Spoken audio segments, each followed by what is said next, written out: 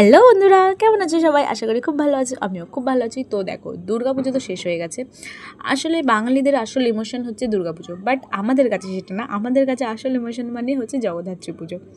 মানে দুর্গাপুজোর দশমীর দিন থেকে আমাদের আসল মজা স্টার্ট হয়, জানো তো। তো দেখো, সকাল সকাল আমরা কাঠামটাকে ভালো করে ধুয়ে নিয়েছি। তারপরে সন্ধেবেলা বসে পড়েছি সবাই পুজোর কাজ করতে। এদিকে আমি ফল কাটছিলাম, ফুলের থালা মানে পুষ্পপত্র সব গুছিয়ে নিয়ে নিয়েছি। এদিকে মাটি মাখা হচ্ছিল, ঘট বসানো হবে আর তীরকাঠি যে বসানো হয় সেই জন্য। তারপর এদিকে আমাদের ঠাকুরমশাই চলে এসেছিলো আর আমাদের পুজোও শুরু হয়ে গেছিলো। আর আমরা এখানে একটুখানি ভিডিও বানাচ্ছিলাম। তারপরে এই যে দেখো, এই সুতোটা দিয়ে মানে চাঁদমালা বাঁধা হচ্ছিলো। আর যে একটা আটি খড় ঠাকুরমশাই বেঁধে দেয়, তারপরে আমাদের ঠাকুর বানানো স্টার্ট হয়। আর এই কাঠাম পুজো থেকেই আমাদের আসল মজা স্টার্ট হয়ে যায়, বিশ্বাস করো। মানে জগদ্ধাত্রী পুজো মানে আমাদের কাছে একটা আলাদা ইমোশন, আলাদা ভালোবাসা। আমরা যে পুরো একটা বছর অপেক্ষা করে থাকি শুধুমাত্র জগদ্ধাত্রী পুজোর জন্য।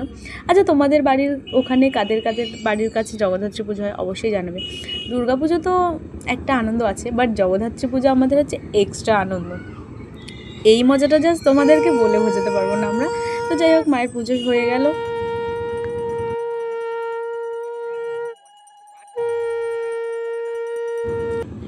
তারপর আরতি হওয়ার পরে মানে পুরো পুজো কমপ্লিট হওয়ার পরে ঠাকুরমশাই সুতো কেটে দিল যাতে ঘরটা আমরা জলে ফেলে দিই, কারণ এখানে তো অনেক বাচ্চা কাচ্চা থাকে সেই জন্য। তারপরে আমি ভুজ্য থালাটা ঠাকুরমশাইয়ের হাতে তুলে দিলাম, তারপরে প্রসাদ দিয়ে দিলাম সবাইকে। তো যাই হোক, ভিডিওটা কেমন লাগলো জানিও। আর এরপরে ঠাকুর বানানো স্টার্ট হবে, সব ভিডিও তোমাদের সাথে শেয়ার করব। আশা করছি খুব ভালো লাগবে। এই ভিডিওটা কেমন লাগলো জানিও। দেখা হচ্ছে নেক্সট ভিডিওতে। সবাইকে টাটা, গুড নাইট।